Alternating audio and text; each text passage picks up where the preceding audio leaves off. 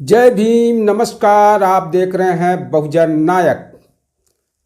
बाबा साहब ने क्यों कहा कि इस देश के लोग बात राष्ट्रवाद की करते हैं लेकिन कृत्य जातिवाद का होता है।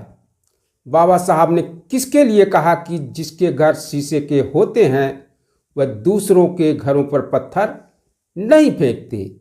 बाबा साहब क्यों गुस्से से लाल हुए और किसके ऊपर हुए, यह जानने के लिए आप पूरे वीडियो को देखिए। बाबा साहब के द्वारा बनाए गए सिद्धार्थ कॉलेज पर पंडित मदन मोहन मालवीय के पुत्र गोविंद मालवीय ने सवाल खड़े किए तो बाबा साहब ने 26 मार्च 1946 का इसका विधानसभा में जवाब दिया और यह जनता अखबार में 13 अप्रैल 1946 और 20 अप्रैल 1946 को छपा था। बाबा साहब ने उनके प्रश्न सवालों का उत्तर देते हुए उन्होंने विधानसभा में कहा कि अध्यक्ष महोदय, फाइनेंस बिल पर चल रहे चर्चा में बोलने का मुझे अवसर दिए जाने के लिए पहले मैं आपका धन्यवाद करता हूं, क्योंकि मैं जो कहने वाला हूं वह मेरे विभाग से संबंधित नहीं है। अब तक हुई चर्चा में मेरे विभाग पर कोई विशेष टिप्पणी नहीं की गई और इसका मुझे संतोष है। इसके बावजूद मैं बोलने के लिए उठ खड़ा हुआ हूँ।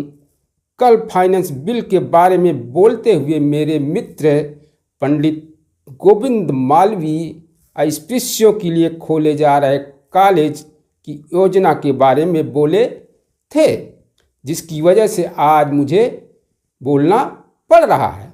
कॉलेज की योजना का निरीक्षण शिक्षा विभाग ने किया और फाइनेंस विभाग ने उसे मान्यता दी। इसलिए इन विभागों को ही अगर इस विषय में खुलासा करने की दिया जाता तो बेहतर होता। मैंने इस योजना को केवल लागू किया है। इसके बावजूद मेरे मित्र गोविंद मालवीय द्वारा उपस्थित किए मुद्दे का जवाब देने की जिम्मेदारी ऊपर निर्दिष्ट विभागों पर न डालकर मैं खुद जवाब देने के लिए खड़ा हुआ हूँ। इसकी केवल एकमात्र वजह है कि वह है कि इस योजना की समीक्षा करते हुए मेरे मित्र ने उसे राजनीतिक लबादा उड़ाने की कोशिश की है। इस योजना के बारे में ही मेरे मित्र ने कहा कि मुझे इस योजना के बारे में आश्चर्य होता है। मैंने जब इसका पूरा भाषण पढ़ा तब मुझे लगा कि उन्हें आश्चर्य लगने की वजह खुद की उनकी धारणा है, जिसके कारण उन्हें लगता है कि शिक्षा क्षेत्र में दलीय अंधानुकरण का भूत घुस आया है। इस मामले में मैं अपने मित्र को एक मशहूर कहावत की याद दिलाना चाहता हूँ। कांच के घरों में रहने वालों को दूसरों के घरों पर पत्थर नहीं फेंकना चाहिए। इस कहावत के जरिए जो कहा गया है वह पंडित जी समझ पाएंगे या नहीं यह मैं नहीं जानता, लेकिन आश्चर्य की बात यह है कि पंडित जी राष्ट्रवाद की बातें बहुत अच्छी तरह कर लेते हैं। सारे हिंदुओं की बात की दूर रही, जिनके साथ अपना क्षेत्र गोत्र नहीं मिलता, उन ब्राह्मणों का हाथ का पानी तक पीने का जिगर न रखने वाले पंडित जी जैसे आदमी राष्ट्रवाद की चरपट पंजारी सभागृह के सदस्यों को और मुझे सुनाते हैं। यह देखकर मुझे बहुत आश्चर्य हो रहा है। धर्मांधता में सनी पवित्रता को किसी और की छुआछूत न हो, इसका ख्याल रखने वाले को राष्ट्रवाद जातिवाद का हल्ला मचाते हुए किसी और पर जातिवादिता का पार्टी का अंधानुकरण करने का पक्षपात का आरोप करने से पहले थोड़ा सोचना चाहिए। बनारस के हिंदू विश्वविद्यालय के साथ पंडित जी का गहरा ताल्लुक था या है, इस बात को वे न भूलें। मैं पंडित जी से पूछता हूँ कि बनारस हिंदू विश्वविद्यालय क्या जात वाचक संस्था नहीं है, बल्कि मैं तो यह कहना चाहता हूँ कि बनारस हिंदू विश्वविद्यालय सभी हिंदुओं के लिए नहीं है। वह केवल हिंदू धर्म की एक विशिष्ट जात की देख रेख में चलने वाली और खास उन्हीं के लिए चलाई जाने वाली संस्था है। इस विश्वविद्यालय के अध्यापक वर्ग में ब्राह्मणेतर लगभग है ही नहीं। इस बात से क्या वे इनकार कर सकेंगे? 1916 में इस विश्वविद्यालय द्वारा पारित किए गए प्रस्ताव में क्या यह पक्के तौर पर तय नहीं किया गया था कि हिंदू धर्मशास्त्र का अध्ययन अध्यापक केवल ब्राह्मणों को ही मिले, किसी अन्य को न मिले, भले ही उस विषय में किसी की शैक्षिक योग्यता ब्राह्मण अध्यापक से श्रेष्ठ क्यों न हो? बहुत दूर की नहीं है, अभी हाल में एक कायस्थ लड़की को ब्रह्मज्ञान के पाठ्यक्रम में इस विश्वविद्यालय द्वारा प्रवेश न दिए जाने के कारण उसे अनशन करना पड़ा था। कम से कम इस बात को मेरे मित्र भूले नहीं होंगे। इन सभी उदाहरणों से क्या यही साबित नहीं होता कि यह जाति अंधानुकरण, पक्षपात और धर्मांधता है? पंडित जी के पास इसका कोई जवाब है? अस्पृश्यों की अलग कॉलेज की स्थापना को लेकर कल हुई चर्चा की रिपोर्ट को पढ़ते हुए मेरा ध्यान अपने एक मित्र श्री अयंगार के वक्तव्य की ओर गया। श्री अयंगार का ध्यान अपने शहर में क्या चल रहा है इस तरफ या शायद नहीं दिखाई देता। मैं उनसे कहता हूं कि वो इसी महीने की 12 तारीख का मद्रास से निकलने वाला हिंदू अखबार पढ़ें। उसमें उन्हें पता चलेगा कि सालेम में उनके जात भाइयों ने एक सभा का आयोजन किया था, जिसमें यह तय किया गया था कि खास ब्राह्मणों के लिए एक बड़ी संस्था की स्थापना की जाए और उस संस्था द्वारा ब्राह्मणों की हितों की रक्षा हो, ब्राह्मणों के लिए कॉलेज खोला जाए और उद्योग चलाए जाएं। और ब्राह्मणों की इस परिषद के अध्यक्ष कौन हैं? सर सीपी रामास्वामी अय्यर जैसे विभूति। इस देश का हर आदमी मुंह से राष्ट्रवाद की जय बोलता है, लेकिन उसके काम जातीयता अंधा अनुकरण से भरे होते हैं। जिस समाज को अपने संकट भरे अत्यधिक कठिन जीवन के बारे में पहली ही बार एहसास हुआ होता है, वह अस्पृश्य समाज इन संकटों से अपनी मुक्तता करवाने के उद्देश्य से उच्च शिक्षा पाने हेतु शैक्षणिक संस्था स्थापित करने की सोचते हैं। तब जो सदस्य अपने बारे में यह कहते नहीं थकते कि हमने जनता के कल्याण का बीड़ा उठाया है, वही सदस्य पक्ष अंधता, जाति अंधता मचाई जाने के विरोध में हल्ला बोलकर विरोध दर्ज करते हैं। सभी सदस्यों के सामने मैं एक महत्वपूर्ण बात साफ करना चाहता हूं कि यह कॉलेज सिर्फ अस्पृश्यों का है, यह कहना पूरी तरह गलत होगा। अन्य सभी कॉलेजों की तरह इस कॉलेज में भी हर किसी को शिक्षा पाने की इजाज़त है। इतना ही नहीं, इस कॉलेज के लिए जिन अध्यापकों की नियुक्त की जानी है उनमें सभी जातियों को शामिल किया गया है। उनमें हिंदू, ब्राह्मण, ब्राह्मणेतर भी हैं, पारसी भी, ईसाई और मुसलमान भी हैं। इस बात की ओर सदस्यों का ध्यान दिलाते हुए मुझे बेहद खुशी है कि जिस समय इस कॉलेज की मान्यता दिलाने के लिए मुंबई विश्वविद्यालय के सामने अर्जी रखी गई थी, उस वक्त बिना किसी आशंका के विश्वविद्यालय ने तुरंत मान्यता दी। इतना ही नहीं, यह भी कहा गया कि इससे पूर्व विश्वविद्यालय के सामने ऐसी कोई व्यवस्था नहीं आई थी। खास तौर पर कहने की विशेष बात यह है कि इस कॉलेज की स्थापना अध्यापक वर्ग तथा अन्य व्यवस्था विश्वविद्यालय को इतनी पसंद आई कि मुंबई विश्वविद्यालय के किसी भी कॉलेज को आज तक पहले साल में ही सभी कक्षाएं चलाने की अनुमति नहीं मिली थी। वह इस कॉलेज को पहले ही साल में दी गई। कहने का तात्पर्य यही है कि किसी मायने में भी इस कॉलेज को केवल अस्पृश्यों का कॉलेज नहीं कहा जा सकता। इस कॉलेज में प्रवेश, वजीफे, हॉस्टल में रहने की जगह आदि विशेष सुविधाएं अस्पृश्यों को उपलब्ध कराई जाएंगी। इस कॉलेज की स्थापना की आवश्यकता क्यों पड़ी, यह मैं अब बताना चाहता हूँ। मुंबई प्रांत में छात्रों की संख्या में कितनी बेतहाशा वृद्धि हुई है, इस बारे में शायद सदस्यों को जानकारी ना हो। सामने बैठे मेरे मित्र गाडिल को पता है कि पिछले साल एक ही साल में मुंबई विश्वविद्यालय को 19 नई कॉलेज खोलने की अनुमति देनी पड़ी। इससे आप जान पाएंगे कि किसी कॉलेज में प्रवेश पाना छात्रों के लिए कितनी मुश्किल बात हो गई है। अस्पृश्य छात्र खासकर कठिन स्थिति से बहुत ज़्यादा परेशान हैं। मैट्रिक पास करने के बाद अस्पृश्य छात्रों को किसी भी कॉलेज में प्रवेश नहीं मिल पा रहा है। यही वजह थी कि अस्पृश्य छात्रों की मुश्किल की ओर मुझे सरकार का ध्यान दिलाना पड़ा और मैंने अस्पृश्य छात्रों की मुश्किलें दूर करने वाली संस्था की स्थापना के बारे में बताया।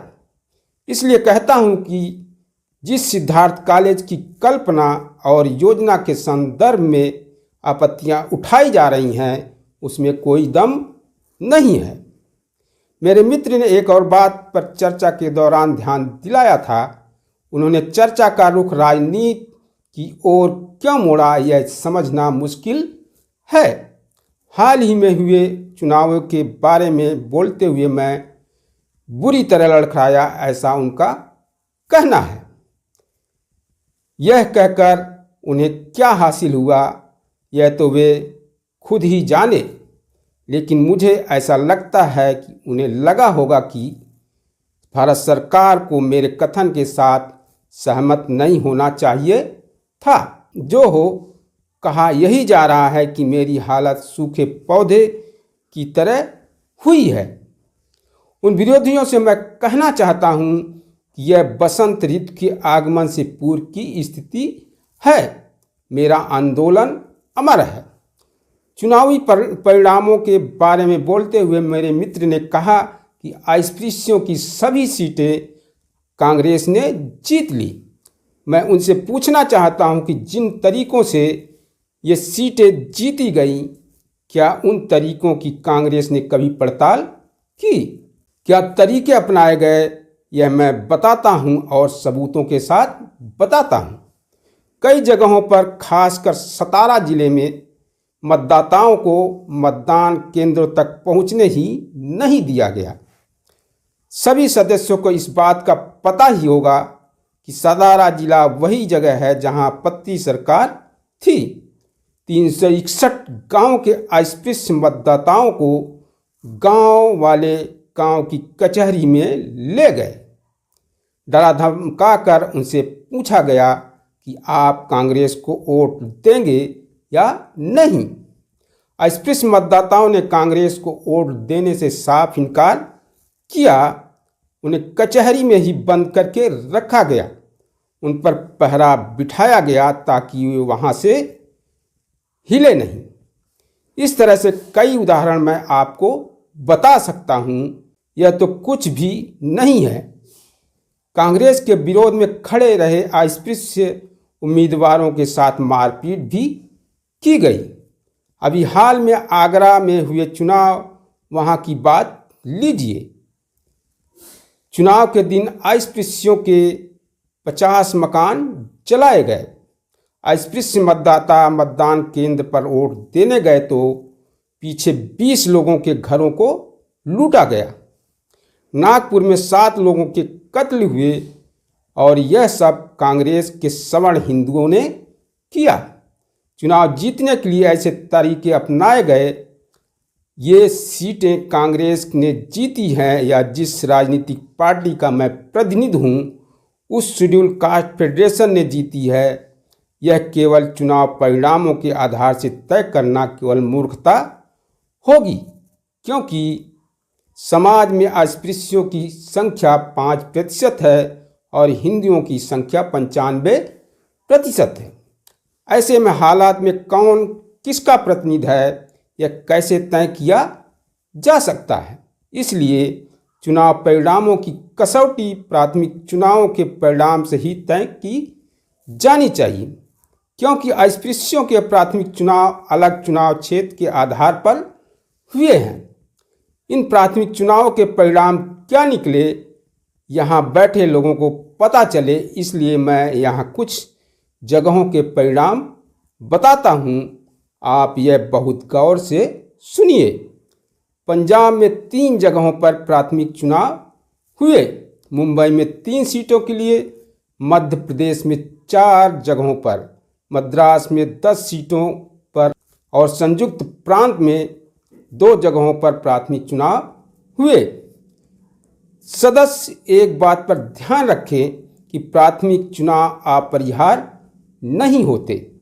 अस्पृश्यों के 5 उम्मीदवार जब तक चुनाव में नहीं उतरते तब तक प्राथमिक चुनाव नहीं हो सकते। चुनाव में अंट संट खर्चा होता है और उतने रुपए न होने के कारण अस्पृश्य प्राथमिक चुनाव ही नहीं चाहते। कुल 22 जगहों के लिए प्राथमिक चुनाव हुए। हर सीट के लिए कांग्रेस ने अपना प्रत्याशी खड़ा किया था। इन 22 सीटों में से 19 सीटों पर शेड्यूल कास्ट फेडरेशन के उम्मीदवारों को सर्वाधिक वोट मिले। मुंबई में 2 जगहों पर तो अस्पृश्य उम्मीदवार की तुलना में कांग्रेस के उम्मीदवार को नगण्य वोट मिले। भयखला विभाग में शेड्यूल कास्ट फेडरेशन के उम्मीदवार को 11,334 वोट मिले, जबकि कांग्रेस के उम्मीदवार को 2,096 वोट मिले। और मुंबई जी और उपनगर विभाग में शेड्यूल कास्ट फेडरेशन के उम्मीदवार को 12,899 वोट मिले, जबकि कांग्रेस के उम्मीदवार को केवल 2,088 वोट प्राप्त हुए। मध्य प्रांत के केवल 2 जगहों के ही आंकड़े मैं देता हूँ। नागपुर चुनाव क्षेत्र में शेड्यूल कास्ट फेडरेशन के उम्मीदवार को 1,933 वोट मिले, जबकि कांग्रेस के उम्मीदवार को 270 वोट मिले। भंडारा विभाग में शेड्यूल कास्ट फेडरेशन को 3,187 वोट मिले और कांग्रेस तथा निर्दलीय उम्मीदवार आदि सबको मिलाकर 976 वोट मिले। आगरा विभाग में शेड्यूल कास्ट फेडरेशन को 2,248 मत मिले और कांग्रेस तथा निर्दलीय उम्मीदवार आदि सबको मिलाकर 840 वोट मिले। पंजाब, लुधियाना, फिरोजपुर विभाग में शेड्यूल कास्ट फेडरेशन को 1900 वोट प्राप्त हुए और कांग्रेस को 500 वोट मिले। डॉक्टर बाबा साहब बोल ही रहे थे, तभी कांग्रेस पार्टी के विधायक दीवान चमन लाल ने बीच में ही उठकर कहा, डॉक्टर अंबेडकर कोरी गप सुना रहे हैं। सुनकर डॉक्टर अंबेडकर गुस्से से लाल हो गए और उन्होंने उनके शब्दों पर आपत्ति की। उस पर अध्यक्ष ने दीवान चमन लाल से कहा कि जब माननीय डॉक्टर अंबेडकर अपनी बात मुद्दों के साथ प्रस्तुत कर रहे हैं तब बीच में उठकर इस प्रकार हल्ला मचाना ठीक नहीं है। सदन में उपस्थित किए गए मुद्दों का जब जवाब दिया जा रहा है तब शांतपूर्वक उनको सुना जाना चाहिए। उनकी बात बीच में काटते हुए वे गप हाँक रहे हैं, ऐसा कहा नहीं जा सकता। अध्यक्ष द्वारा इस प्रकार कान खींचे जाने पर दीवान चमन लाल ने अपना कथन वापस लिया। फिर बाबा साहब बोलने लगे, मद्रास प्रांत के केवल एक ही जगह का आंकड़ा मैं देता हूँ।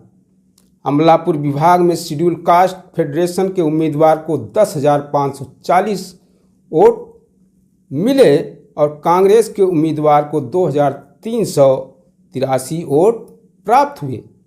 प्राथमिक चुनावों में संबंधित आंकड़ों का यह हाल है। इसके आधार पर एक बात सहज ही साबित होती है कि प्राथमिक चुनाव के परिणामों को ही प्रतिनिधित्व की असली कसौटी मानी जानी चाहिए।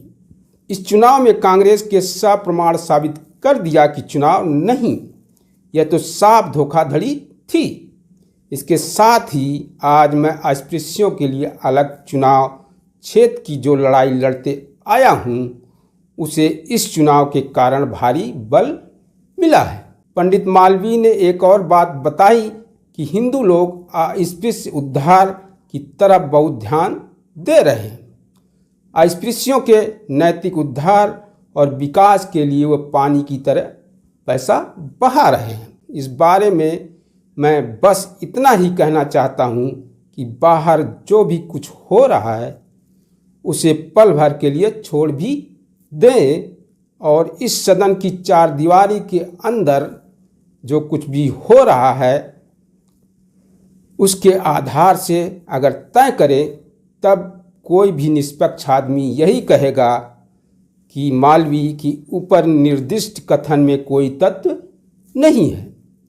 यह बात सही है कि सदन में मुझे आए कुछ दिन ही बीते, लेकिन इस सदन की रिपोर्ट मैं नियम से पढ़ता हूँ और ध्यान से पढ़ रहा हूँ।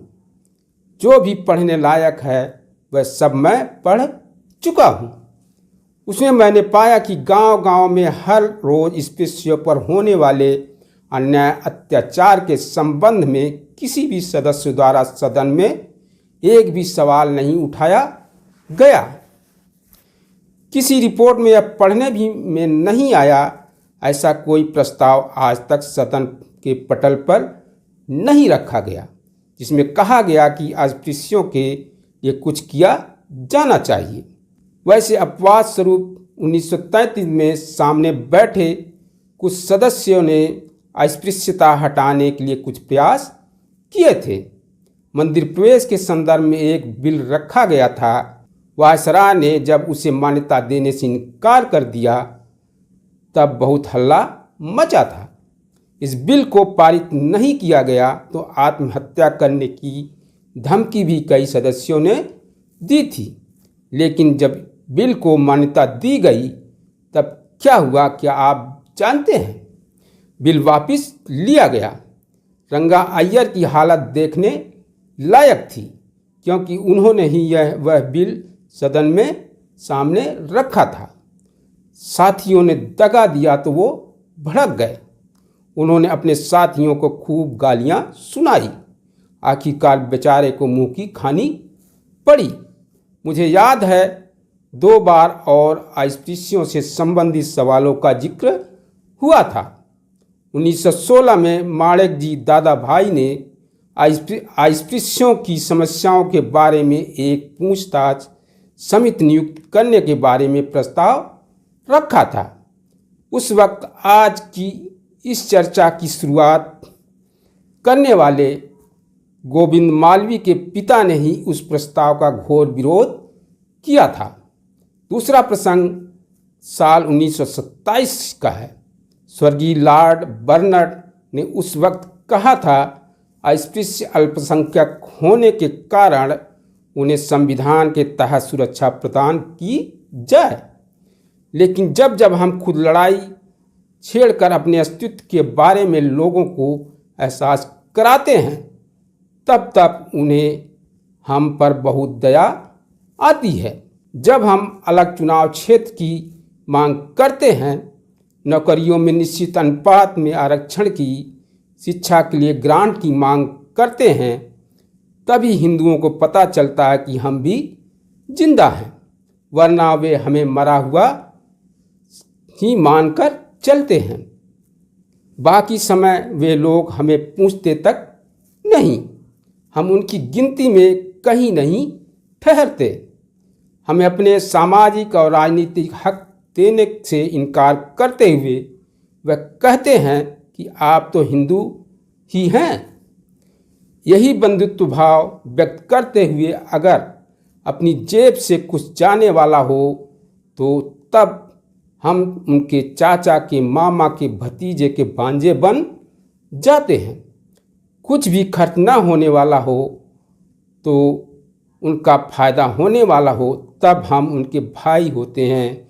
वाह रे वाह, इनका बंधुत्व है। आखिर में बस इतना ही कहना चाहता हूँ और ख़ास तौर पर जोर देकर कहता हूँ कि हिंदुओं की दी हुई भिक्षा पर जीने की अब हमारी बिल्कुल इच्छा नहीं है। उनका दान धर्म हमें नहीं चाहिए।